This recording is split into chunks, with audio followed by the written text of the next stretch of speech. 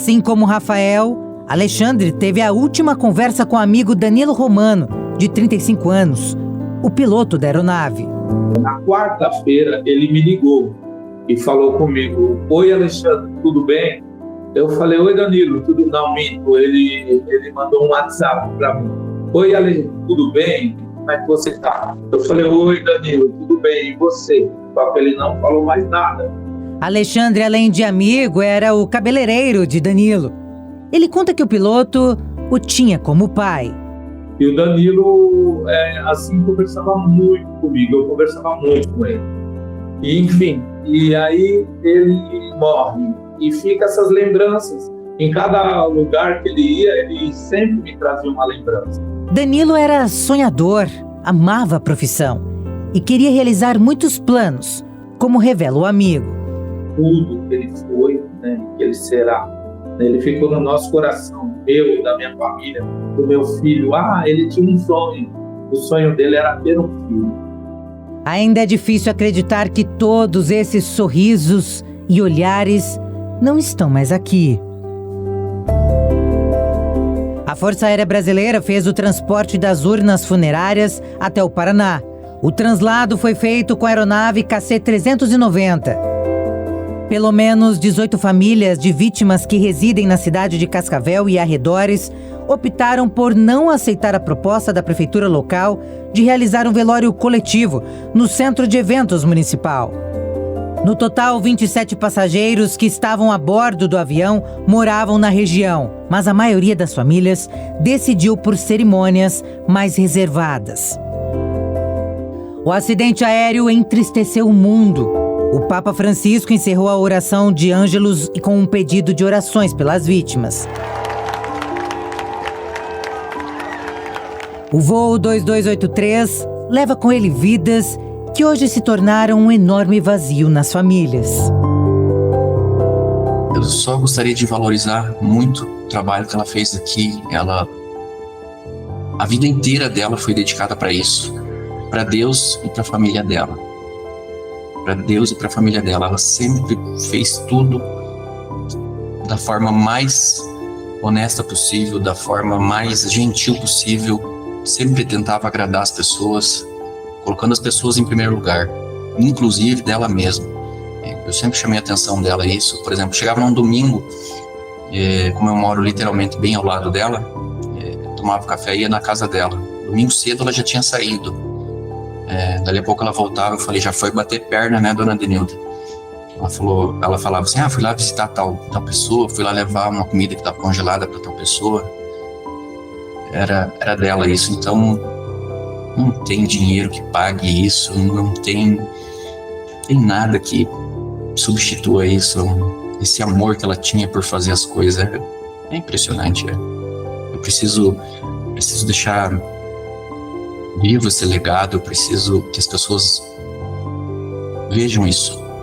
Enquanto enfrentam o luto, as famílias já começam a discutir a possibilidade de mover uma ação judicial coletiva contra a companhia aérea. A decisão final sobre o processo deve ser tomada após a conclusão do relatório do Centro de Investigação e Prevenção de Acidentes Aeronáuticos, que apura as causas do acidente. A Força Aérea Brasileira disse que as caixas pretas gravaram com êxito os registros de voz e dados da aeronave.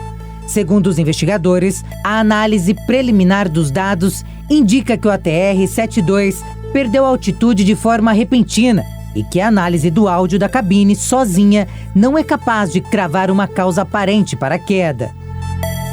A transcrição do áudio mostra que, ao perceber que o avião estava perdendo sustentação, o copiloto Humberto de Campos Alencar e Silva perguntou o que estava acontecendo. Falou que era preciso dar potência, uma tentativa de estabilizar o avião e impedir a queda. Cerca de 1 minuto se passou entre a constatação da perda de altitude e o choque do avião contra o solo. Neste tempo, de acordo com os investigadores, o áudio registra que a tripulação tentou reagir. A gravação é finalizada com gritos e com o estrondo do choque da aeronave contra o chão. Segundo a Agência Nacional de Aviação Civil, o avião, que voava desde 2010, cumpria com todas as normas vigentes e a tripulação tinha todos os certificados válidos. Fernando de Bortoli, que é piloto há mais de 20 anos, fala que o avião é seguro e eficiente. Muito está sendo discutido sobre caixa preta, mas você sabe como é que ela funciona? Existem dois tipos de caixa preta. Aquela que grava os dados do voo, que é a Flight Data Recorder, e tem aquela que grava o áudio da cabine de comando do avião, que é chamada de Cockpit Voice Recorder.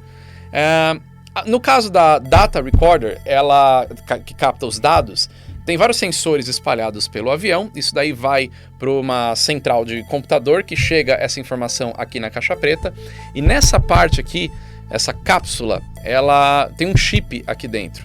Esse chip, ele é muito protegido, porque o objetivo é que ele não seja destruído em um caso de acidente. Então ele tem essa cobertura de liga de titânio com aço. E dentro ele ainda tem uma outra camada de um material que preserva aí para temperatura, né, e também absorve impacto. E ali tem uma sequência de chips de memória conectados, tem mais de um, justamente para ter uma redundância.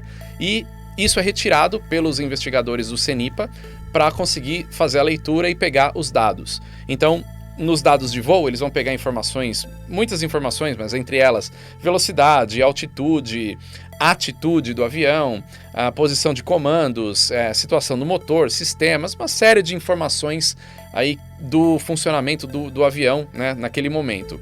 E o gravador de áudio, ele vai captar através de um microfone na cabine de comando do avião. Ele vai captar o áudio que está acontecendo ali na cabine, então conversa entre os pilotos, se entrar alguém na cabine e conversar com os pilotos, isso também vai ser captado, o que os pilotos conversaram com o controle de tráfego aéreo, também qualquer alarme que soar na cabine por algum motivo, tudo isso vai ser gravado da mesma forma em um chip aqui. E aí, quando a caixa preta é recuperada, eles fazem todo esse trabalho de extração das informações para juntar isso naquele quebra-cabeça e começar aí o processo de investigação com essas informações importantíssimas que estão dentro da caixa preta.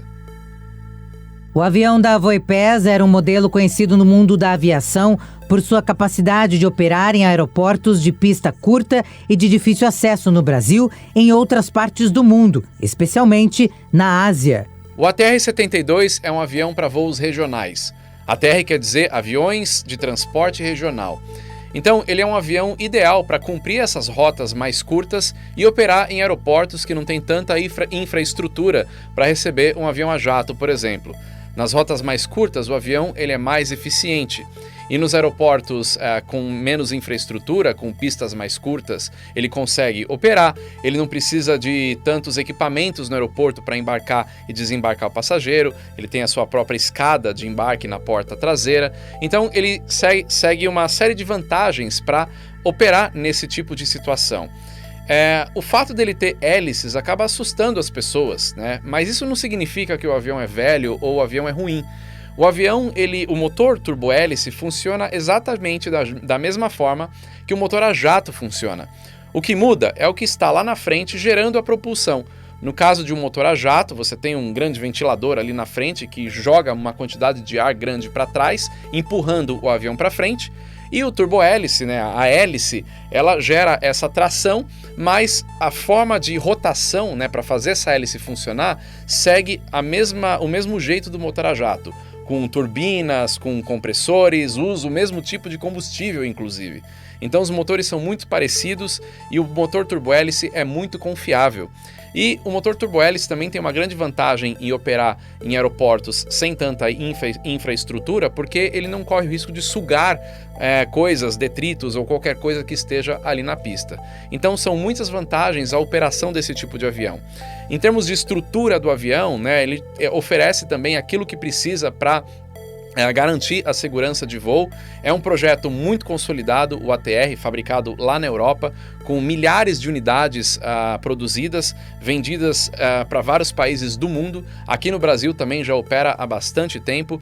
Nunca teve nenhum acidente aqui no Brasil com esse modelo. Infelizmente esse da Voipés foi o primeiro, mas é um avião que sempre operou com muito sucesso ao redor do mundo, então é um avião confiável, mas evidentemente agora que acontece um acidente como esse, muita gente fica com medo, achando que o problema pode ser o avião, só que eu sempre falo para a gente aguardar o relatório, né, dos investigadores do CENIPA, o órgão competente para fazer isso, para entender o que de fato aconteceu.